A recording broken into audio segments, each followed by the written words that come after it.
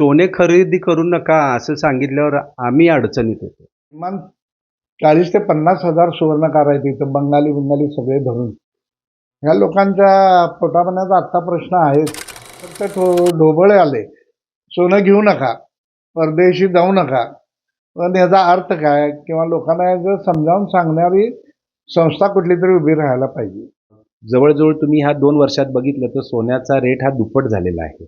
Already आमच्या ह्या इंडस्ट्रीजमध्ये खूप मोठं मंदीचं वातावरण आहे, कारण सोन्याचे दर वाढल्यामुळं ग्राहक पण त्याच्यामध्ये कमी झालेला आहे. त्यात परत जर अशा पद्धतीनं जर असलं तर सराफ बाजारामध्ये खूप मोठं काय म्हणतात त्याला की खूप मोठं संकट उभा झालेलं. नमस्कार, आपण पाहताय तरुण भारत. हैदराबाद दौऱ्यावर असताना पंतप्रधान नरेंद्र मोदी यांनी एक आव्हान केले आणि ते आव्हान देशवासियांसाठी आणि सामान्य नागरिकांसाठी एक चिंताजनक बाब असलेली आपल्याला दिसून येते. कारण नरेंद्र मोदी यांनी जे आव्हान केले ते खरोखरच लोकांना आणि सामान्य व्यक्तीला चिंतेची बाब असणारे असं वक्तव्य त्यांनी केलं. ते म्हणाले की ह्या वर्षभरामध्ये किंवा पुढच्या वर्षभरामध्ये तुम्ही सोनं खरेदी करू नका, सोन्यामध्ये गुंतवणूक करू नका आणि त्याचबरोबर मोठे फंक्शन्स असतील, कार्यक्रम असतील आणि बाहेरचे देशाचे दौरे असतील, वेडिंग्स असतील, लग्नामध्ये काही तुम्ही जास्त खर्च करा तर तो खर्च थांबवा, जेणेकरून याचा फायदा आपल्या भारताला होईल. परकीय चलन थांबवण्यात आपल्याला चांगली यश मिळेल.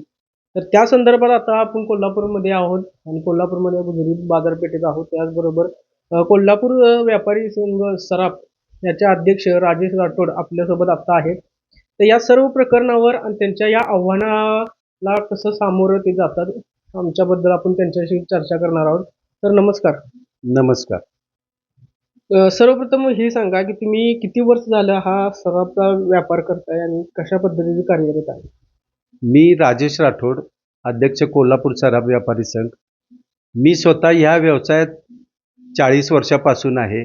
तसा आमचा व्यवसाय पूर्वापार आहे. आता जे हैदराबादच्या दौऱ्यावर असताना नरेंद्र मोदी यांनी एक वक्तव्य केले की पुढचं वर्ष तुम्ही सोनं अजिबात खरेदी करू नका, असं एक वक्तव्य त्यांनी केलंय ठामपणे. ते खरोखरच चिंतेची बाब आहे सर्वांसाठी. कसं बघता या सगळ्या आव्हानाकडे, ह्या सगळ्या प्रकरणाकडे?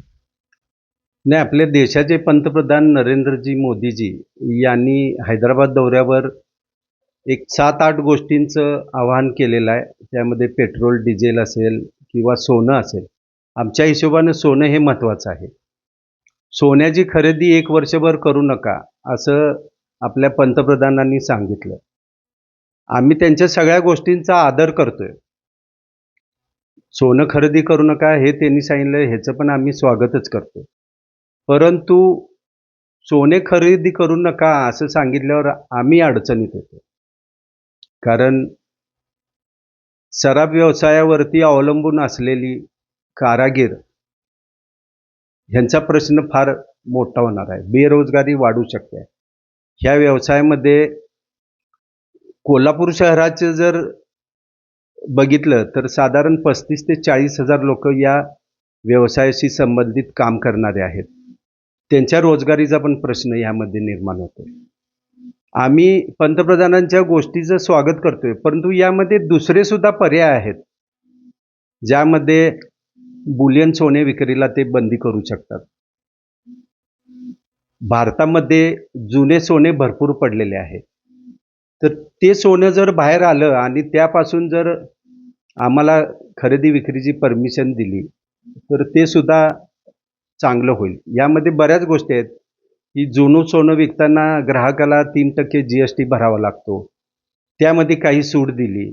सरकारबरोबर आमच्या वरिष्ठ, आमच्या संघटनेची काही लोक, त्यांची चर्चा चालू आहे. सरकारला काही पर्याय सुचवलेले आहेत. आता यामध्ये काय मार्ग निघतोय का ते आपण पाहूया. आता एकंदरीत सोनं महाग झालेलं आहे. 1.5 ते पावणे 2 लाखच्या आसपासच्या घरामध्ये सोनं गेलेलं आहे. सामान्य लोकांसाठी सोनं घेणं हे स्वप्नवत झालेलं आहे किंवा स्वप्न झालेलं आहे. या सर्व महागाईकडे आणि जो आकडा जो वाढलेला आहे 2 ते 3 वर्षामध्ये सोनं, त्याकडे कसं बघताय? 2 वर्षापूर्वी सोन्याचा भाव अंदाजे 50,000च्या आसपास होता. ह्या 2 वर्षांमध्ये काही आंतरराष्ट्रीय घडामोडी घडल्या आणि त्यामुळे सोन्या आणि चांदीमध्ये तेजी येत गेली. आज आज अंदाजे 1.5 लाख रुपये भाव आहे, तर साधारण 3 पट भाव वाढलेला आहे. आणि मुळातच सराफी व्यवसाय हा 2 वर्षापूर्वीचा व्यवसाय आणि आत्ताचा व्यवसाय यामध्ये खूप फरक पडला आहे. आमची रक्कम जरी वाढत असली तरी त्यामध्ये जी उलाढाल होते आहे ती साधारण आता 25 ते 30% वरती झालेली आहे. ग्राहक सोनं खरेदीला येईना झालाय. मोदींनी जर सांगितलंय की 1 वर्ष सोनं घेऊ नका, तर त्यामागे राष्ट्रहित आहे. आपलं सोनं भारतामध्ये तयार होत नाही. सर्व सोनं आपल्याला बाहेरून देशातून येते. दरवर्षी साधारण 600 ते 700 टन सोनं आपण परदेशातून भारतात आणतो. तर त्यासाठी आपल्याला डॉलर मोजावे लागतात आणि मोदीजींनी सांगितले की 1 वर्ष घेऊ नका, तर त्या मागं त्यांचा काहीतरी दृष्टिकोन असणार आहे. भारताच्या अर्थव्यवस्थेसाठी त्यांनी चांगलंच सांगितलेलं असणार आहे यामध्ये. सुवर्णकार समाजाचे सेक्रेटरी आपल्यासोबत आता आहेत. त्यांच्याबरोबर आपण चर्चा करूया की एकंदरीत पंतप्रधान नरेंद्र मोदी यांनी आज जे आव्हान केलं आहे त्याचा परिणाम त्यांच्यावर कसा झाला आहे त्याच्यावर ते कसं बघतात. पंतप्रधान नरेंद्र मोदी यांनी आवाहन केलंय की पुढचं 1 वर्ष सोनं तुम्ही खरेदी करू नका आणि त्याचा फटका एकंदरीत सगळ्या सराफी व्यापाऱ्यांना बसणार. तुम्ही कसं बघता या सगळ्या प्रकरणावर? हे काल न्यूज आल्यापासून बाजारात म्हणजे सगळ्या सुवर्णकारांच्यात आधीच सोन्याचा भाव वाढल्यामुळे प्रॉब्लेम निर्माण झालेला आहे. आणि त्यात काल त्यांनी निर्णय जाहीर केला की किमान एक वर्षभर तुम्ही सोनं खरेदी करू नका, नवीन सोनं खरेदी करू नका. त्यामुळं आधीच काम नाही आणि त्यात ही जर पंतप्रधानच जर सांगत असतील सोने खरेदी करू नका, तर सोनं जर खरेदी नाही केलं तर आम्हाला काम कुठनं मिळणार. त्यामुळं आता अनिश्चिततेचं वातावरण आहे. म्हणजे नक्की अजून त्याचा ठोस असं काय आमच्याकडे बायोडेटा आलेला नाही. पण कालपासून बघितलं आम्ही तनिष्क, PNG यासारख्या मोठ्या ज्या संस्था आहेत, ज्या सराफ व्यावसायिक, त्यांनी जाहिरात टाकायला चालू केले की तुम्ही आमच्याकडे जुनं सोनं घेऊन या आणि त्यात तुम्हाला आम्ही दागिने बनवून देतो. पण सुवर्णकार असं काही करू शकत नाही. सुवर्णकार गिऱ्हाईकावर अवलंबून आहे. तुम्ही आम्हाला पैसे दिलेत किंवा आता लग्न सराई आहे, गंठण करायचं आहे, त्यातनं आम्ही त्यांना दागिने बनवून देतो. पण नवीन सोनं घ्यायचंच नाही म्हटल्यावर लोकांच्यात संभ्रमात आहे की नक्की काय आहे, ह्याचा अर्थ काय आहे. काही लोकांनी आता रीलवर सगळीकडे विशेष हे टाकले की का सोनं घेऊ नका, तर आपली गंगाजळी जी आहे ती कमी व्हायला लागली. पण हे सामान्य माणसाला याच्याशी काय नसते की तुमची डॉलरमधली गंगाजळी कमी व्हायला लागली किंवा काय. त्यांचं काय म्हणत आहे, सोनं घेऊ नका. मोदीने आज सांगितले सोनं घेऊ नका. तर का घेऊ नये याचं विश्लेषण व्हायला पाहिजे. आणि एक आहे, सराफ आणि सुवर्णकारांच्या ह्याच्यामध्ये दुवा सोनं आहे. सराफाने आम्हाला सोनं दिलं तर आम्ही काम करून देणार. जर आम्ही सराफानेच जर सोनं खरेदी करायचं बंद केलं तर आमच्याकडे काम कुठलं येणार. आणि किमान 40 ते 50 हजार सुवर्णकार आहेत इथं, बंगाली सगळे धरून. ह्या लोकांच्या पोटापाण्याचा आत्ता प्रश्न आहेच, कारण भाववाढ एवढी झालेली आहे. काल तर एकानं मला सांगितलं, काल रात्रीचा 1,70,000 पर्यंत भाव गेला होता. आत्ता परत 1,60-1,65 पर्यंत रेट आहे. मग हे भाव असेच जर राहिले तर जे लोक 25 ग्रॅम सोनं घेत होते ते आता 15 ग्रॅम घेणार. कारण वस्तू तर द्यायला पाहिजे किंवा करायला पाहिजे. पण हे पूर्णपणे लोकांच्या पुढे सरकारची भूमिका व्यवस्थितरित्या मांडली गेली नाही. फक्त ढोबळे आले, सोनं घेऊ नका, परदेशी जाऊ नका. पण याचा अर्थ काय किंवा लोकांना जर समजावून सांगणारी संस्था कुठली तरी उभी राहायला पाहिजे. मी कालच राजेश भाईंना म्हणलं होतं की तुम्ही एखादी मीटिंग लावा की नक्की गव्हर्नमेंटचं धोरण काय आहे हे सगळ्यांना समजून दे एकदा सुवर्णकारांना. एकंदरीत आता जो परिणाम झालेला आहे त्या सुवर्ण जे कारागीर तुमच्याकडे काम करत असतील किंवा तुमच्या हाताखाली असतील त्यांच्या पोटापाण्याचं कसं त्याच्यावर परिणाम कसा झाला. पोटापाण्याचा म्हणजे आता तुम्हाला सांगू, बऱ्याच लोकांनी आता नोकरी करायला सुरुवात केलेली आहे. आमच्या समाजातले बरोबर जवळजवळ 25% नवीन युवक आता गोल्ड व्हॅल्युएशनचा कोर्स करून वेगवेगळ्या बँकेत आता कामं करतात. काही बँकांनी लोकांना पगारानं ठेवले आणि काही लोक कमिशनवर आहेत. त्यामुळं इथं जे आमच्यातले बरेच कारागीर होते ते असे आता विभागले झालेले आहेत. काही जणांनी बाहेर कारखान्यात नोकऱ्या पकडल्यात, काही जण गार्ड म्हणून ज्याच्या वयाच्या मानानं ते असं तसं ते नोकरी बघायला लागले. एकंदरीत पण हा पारंपरिक जो व्यवसाय आमच्या हातात होता तो आता असं भीती वाटते की आमच्या पुढच्या पिढ्या ह्यात येणार नाहीत आणि हा व्यवसाय हातातनं जाईल ही भीती आहे.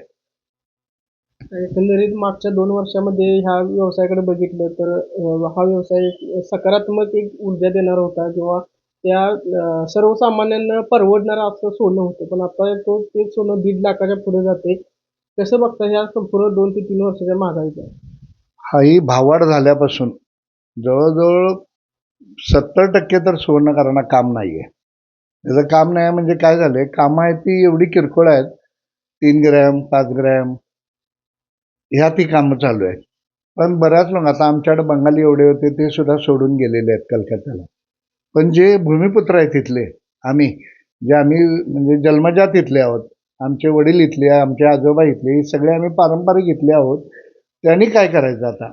आम्ही आता 65-67 वयात आम्ही व्यवसाय तर बदलू शकत नाही किंवा दुसऱ्या कुठल्या ह्याच्यात जाऊ शकत नाही किंवा कुठलं खालचं काम करू शकत नाही.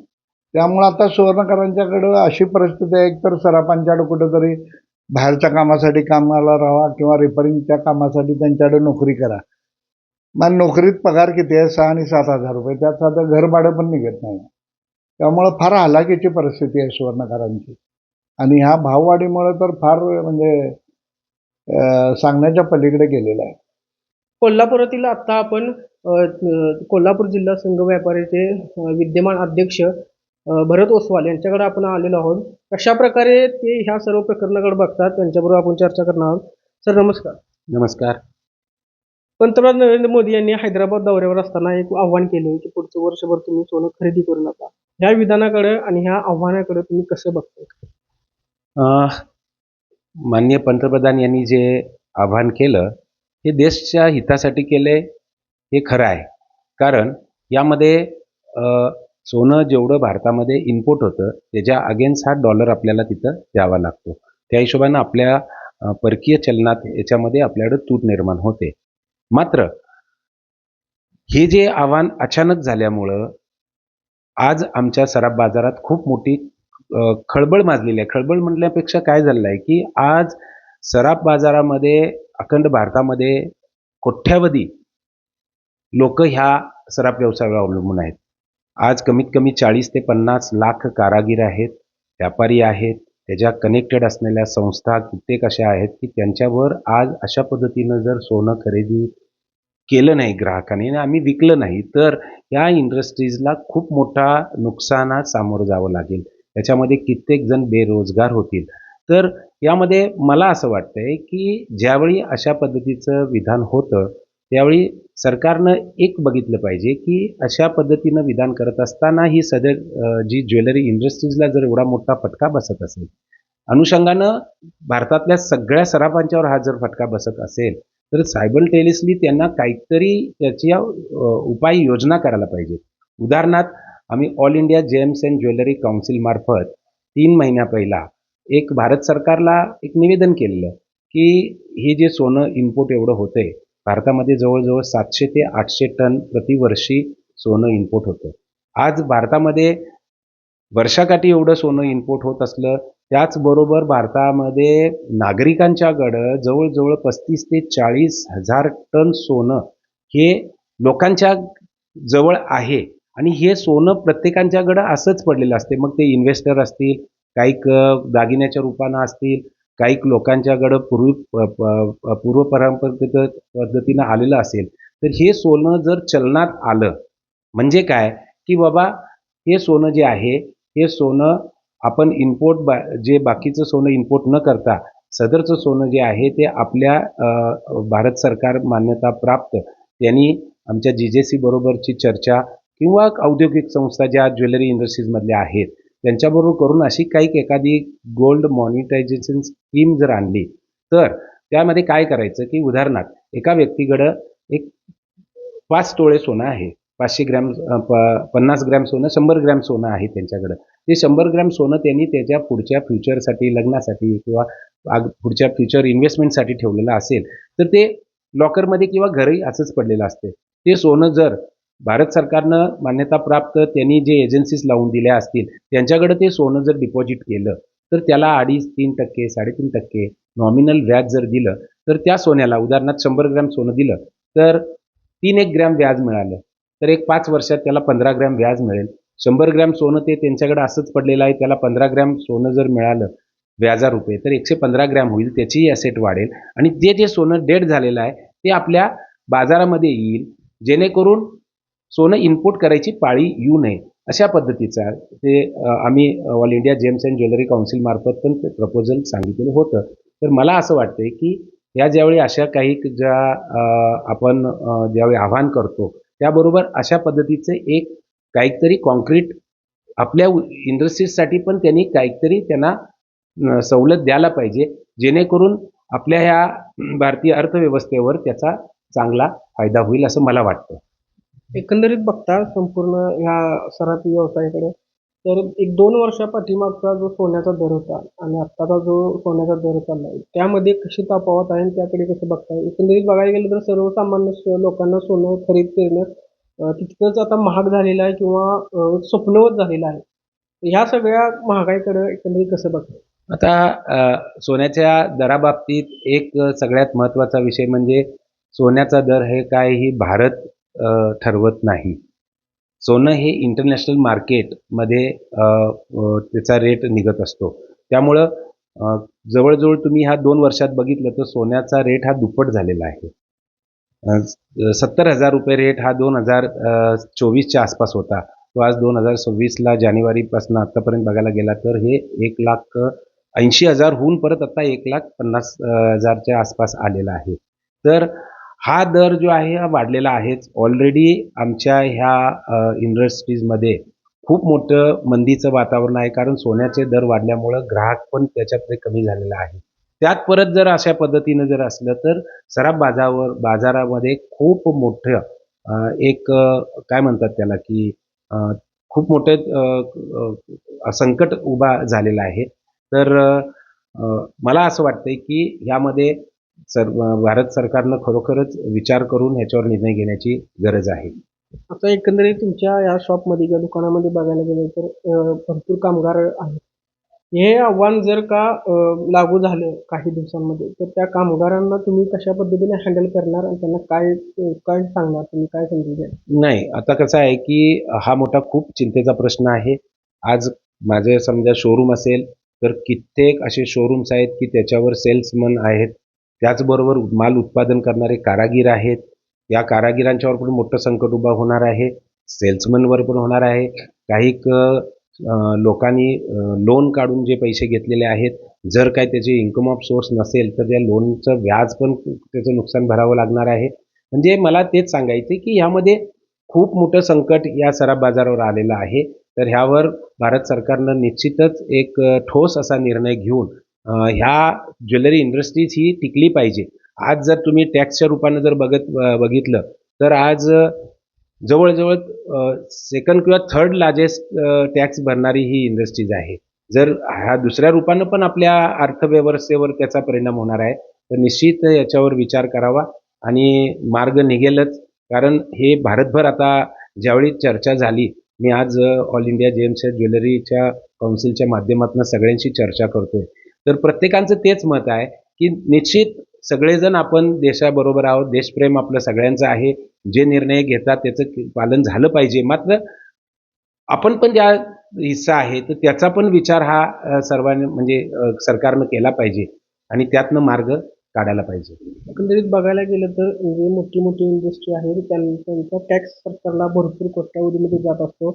ज्या काही रिअल इस्टेट म्हणा किंवा ऑटोमोबाईल ज्या गाडी विकल्या जातात, त्याचबरोबर सोन्या चांदीच्या व्यापारामधून सुद्धा टॅक्स मोठ्या प्रमाणावर जात असतो सरकारला. तरी सुद्धा हा निर्णय घेतलेला आहे.